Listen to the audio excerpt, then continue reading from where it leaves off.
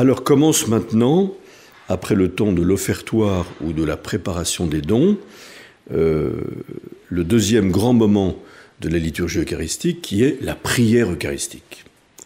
Donc on reprend le récit de l'institution, la préparation des dons, vous vous rappelez, c'est « il prit le pain » et maintenant, en te rendant grâce, il dit la bénédiction.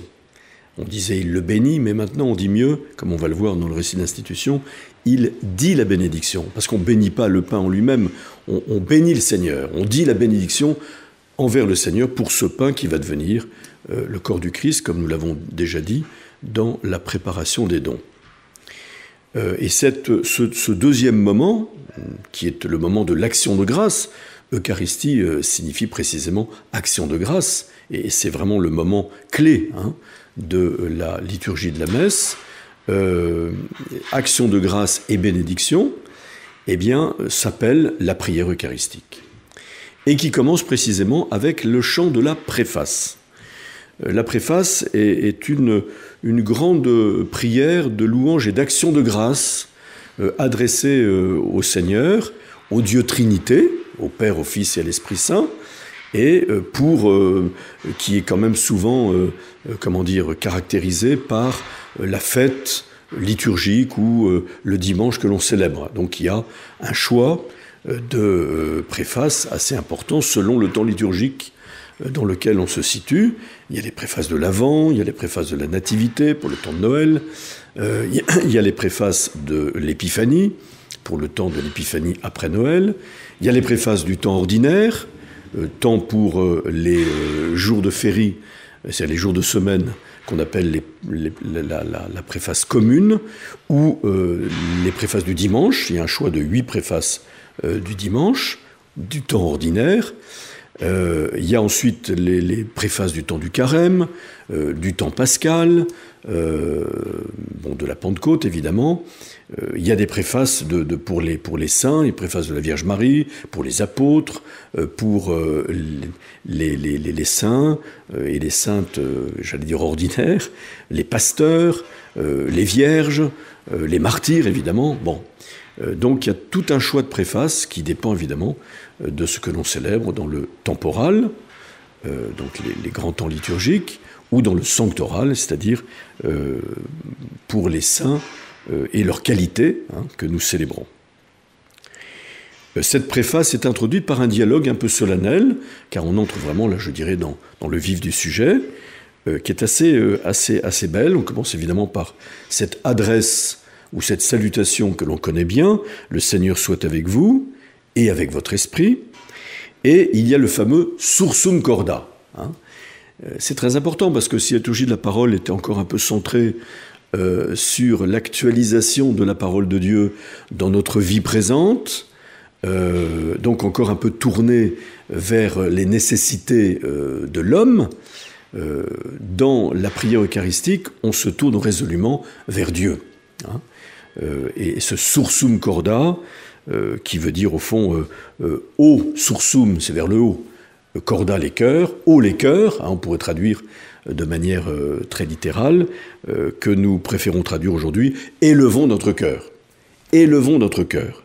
Et le peuple répond, habemus ad dominum, nous tenons, nous les avons vers le Seigneur, et évidemment on traduit de manière meilleure, nous le tournons vers le Seigneur. Élevons notre cœur, nous le tournons vers le Seigneur, rendons grâce au Seigneur notre Dieu, cela est juste et bon. Il est juste et bon de rendre grâce. Et vous voyez, la préface sur un développement de cette dernière partie du dialogue entre le prêtre et les fidèles qui introduit cette prière eucharistique. Voyez, nous sommes tournés vers le Seigneur. C'est la raison pour laquelle, dans l'Antiquité, on célébrait de manière orientée, c'est-à-dire vers l'Orient. Pourquoi l'Orient ? Parce que c'est le lieu du soleil levant, donc qui est d'une certaine manière un symbole cosmique du Christ dans le mystère, non seulement de son avènement dans la chair, qui apporte la lumière, qui vient éclairer nos ténèbres, mais aussi le Christ qui ressuscite, hein, c'est le soleil qui se lève sur notre vie, et le Christ qui revient dans sa gloire. Traditionnellement, eh bien, on le voit revenir évidemment à l'Orient, parce que c'est le soleil qui se lève, et c'est la raison pour laquelle la liturgie était orientée, nos églises anciennes sont orientées, et au moment de l'Eucharistie, on était tourné vers l'Orient. Alors on appelle ça la messe dos au peuple, comme ça a été le cas général jusqu'à la réforme liturgique, mais ça veut dire surtout face au Seigneur qui revient, hein, car on a bien compris que l'Église en pèlerinage sur la terre, à travers l'Eucharistie, c'est-à-dire le mémorial de la mort et de la résurrection du Christ, dans lequel nous entrons, eh bien, nous achemine comme des pèlerins vers son retour dans la gloire, qui est si bien signifié en particulier dans le temps de l'Avent.